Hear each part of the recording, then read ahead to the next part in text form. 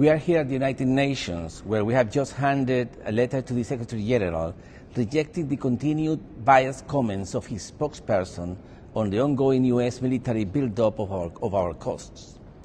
Given the lack of actions from the Secretary General to address this issue, which we have raised multiple times with him by private means, we are now making this denunciation public in the hope that this prevailing pattern be terminated once for all. I will now read the letter that was delivered to the Secretary General on this subject, on which we await a formal response. Here's the letter.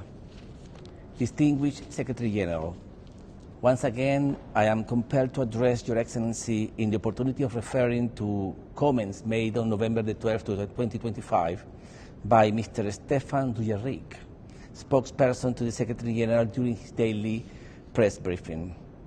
In that regard, I would like to convey our profound dismay and categorical rejection at what now seems to be a recurrent issue, namely the biased remarks from your spokesperson when it comes to addressing questions concerning the escalating situation off the coast of Venezuela, resulting from a U.S. military buildup in the Caribbean and the perpetration of extrajudicial killings in international waters.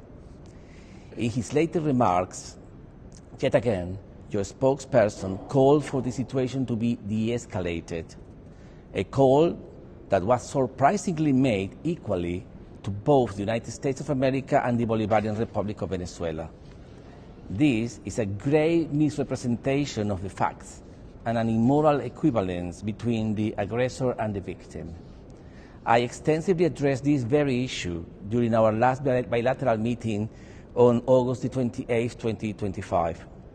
At that time, you indicated that the comments made by your spokesperson may have been response to a question that caught him off guard, reason why he had provided a standard diplomatic response.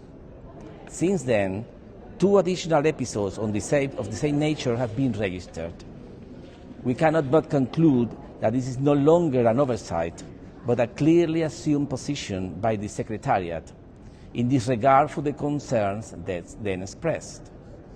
Excellency, it is not the Bolivarian Republic of Venezuela the one conducting hostile actions, provocative, intimidatory maneuvers, and a few miles from the territory of the United States of America with B-1 bombers flying directly towards U.S. airspace. It is not the Bolivarian Republic of Venezuela the one deploying large numbers of military assets and troops, including a nuclear submarine, a few miles from the territory of the United States of America. It is not the Bolivarian Republic of Venezuela the one deploying the world's largest aircraft carrier a few miles from the territory of the United States of America. It is not the Bolivarian Republic of Venezuela the one that has conducted almost 20 airstrikes on small fishermen boats a few miles from the territory of the United States of America, in which over 70 civilians have been subjected to extrajudicial killings, which is a technical term for murder. It is not the Bolivarian Republic of Venezuela the one that poses a threat to the territorial integrity and political independence of the United States of America or any other sovereign nation. The defensive and sovereign decision of the Bolivarian Republic of Venezuela to conduct military exercises within its own territory in response to explicit and imminent foreign threat.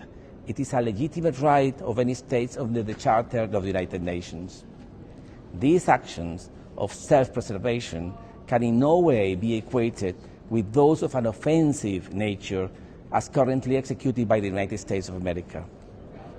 Excellency, it is evident it is not the Bolivarian Republic of Venezuela the one escalating the situation on the ground in any possible manner.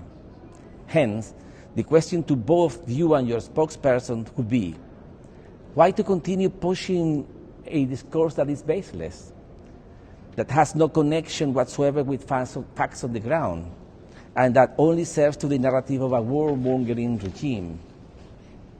This false parity only ends up endorsing the ongoing U.S. aggression against our nation, as it strives to fabricate a conflict while at the same time questions the precautionary defense measures taken by our government within our borders in line with our inherent right to self-defense pursuant to Article 51 of the UN Charter. The conduct of your spokesperson attests to a clear pattern in which he ignores the root cause generating tensions on the ground. The unlawful and coercive actions of the government of the United States of America as part of an exercise aimed at destroying our republican form of government and imposing a puppet regime. This conduct amounts to a violation of both the letter and spirit of Article 100 of the UN Charter, dangerously abandoning the neutrality, impartiality, and rigor expected of an international official.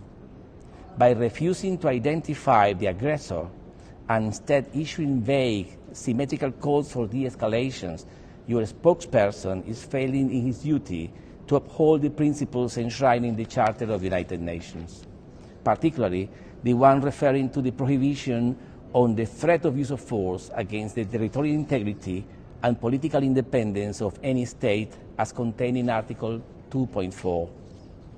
Considering the foregoing, and while respectfully reiterating the arguments shared in our previous letters, I demand that your office take immediate and public action to 1. Set the record straight by unambiguously identifying the source of the escalation and condemning the provocative U.S. military deployment in the Caribbean off the coast of Venezuela. 2. Call upon the government of the United States of America to immediately withdraw its military assets from the region, to cease its threats of force and extrajudicial killings policies against the Bolivarian Republic of Venezuela, and to pursue diplomacy and cooperation as the only viable means to redress any issue of contention. 3, the last one, ensure that future statements from the spokesperson office are impartial, grounded in international law, and do not equate the victim of aggression with the aggressor.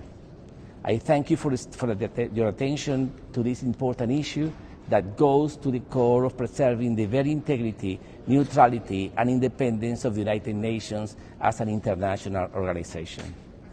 That's the letter.